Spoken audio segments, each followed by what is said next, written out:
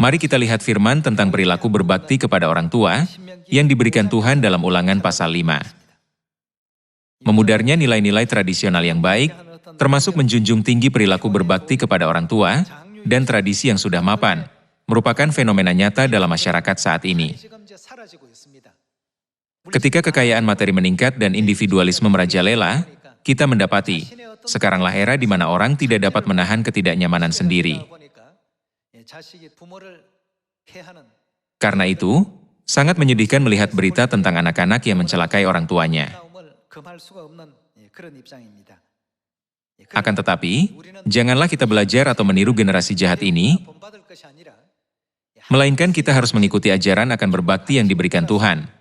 Sepenuhnya berbakti kepada orang tua dalam kehendak Bapa dan Ibu, dan juga memenuhi kewajiban untuk berbakti kepada orang tua rohani kita. Mari kita lanjutkan ke Ulangan pasal 5 ayat 16.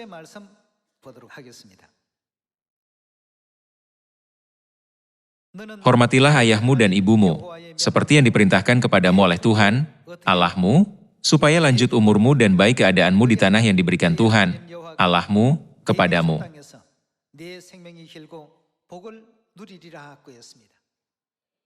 Kita dapat melihat bahwa tema yang berulang, hormatilah orang tuamu dan belajarlah berbakti, disoroti di seluruh Alkitab. Lalu, di antara 66 kitab di Alkitab, Tuhan telah memberikan contoh agar kita belajar berbakti kepada orang tua.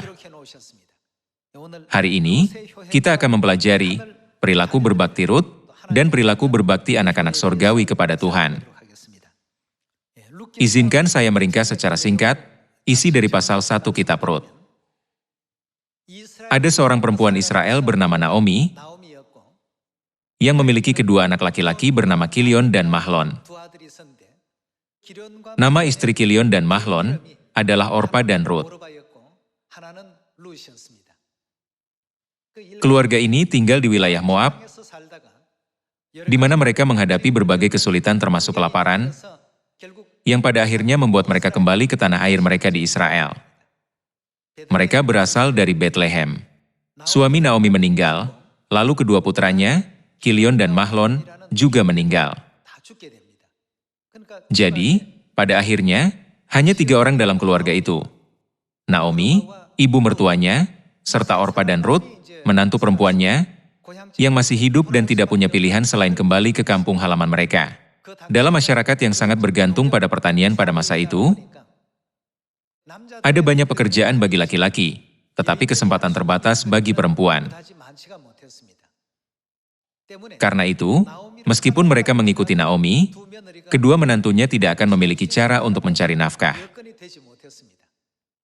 Selain itu, karena merasa kasihan karena hanya menerima kedua menantunya yang masih muda, Naomi bermaksud untuk mengirim mereka kembali ke kampung halaman mereka, dengan berkata, "Kembalilah ke kampung halamanmu dan menikah lagi, agar kamu dapat menjalani sisa hidupmu dengan tidak kesepian." Orpa berusaha untuk tetap bersama ibunya sampai akhir, tetapi akhirnya kembali ke kampung halamannya. Sedangkan Rut bertanya, "Jika aku meninggalkan engkau, siapa yang akan mengurus engkau?" Ia tidak memiliki anak laki-laki dan suaminya meninggal. Rut menyatakan, "Aku akan mengikuti engkau sampai akhir. Kemanapun engkau pergi, aku akan pergi, dan dimanapun engkau tinggal, aku akan tinggal.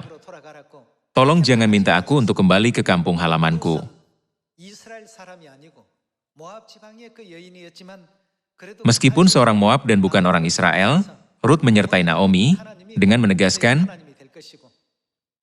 "Bangsamulah bangsaku dan Allahmulah Allahku."